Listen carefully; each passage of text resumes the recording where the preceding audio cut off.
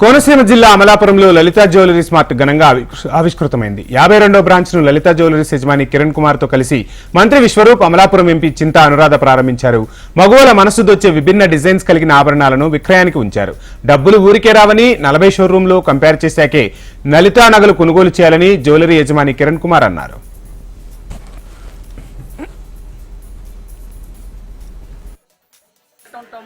చాలా సంతోషం అన్నమాట. కానీ టైంకి అందరూ వచ్చినారు, అది ఒక చాలా నాకు చాలా చాలా సంతోషం. ఇట్లాంటి టైంకి 10:30కి సార్ టైం చూసి చెప్తున్నారు, రిబిల్ కట్ టైం అయిపోయింది, ఎప్పుడు కూడా లేట్ అవ్వద్దు. సో అంత మాత్రం జరిగింది, ఎప్పుడు కూడా టైంకి జరగదు.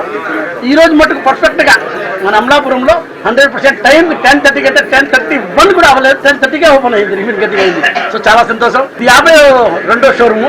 తెలిసిన విషయమే, డబ్బులు ఎవరికి ఊరికే రావు. సో ఇంకా మీరు ధరలు కంపేర్ చేసుకోండి, ఫోటోలు తీసుకోండి. నేను చెప్పినా కూడా నమ్మొద్దు, మీరే కంపేర్ చేసుకోండి.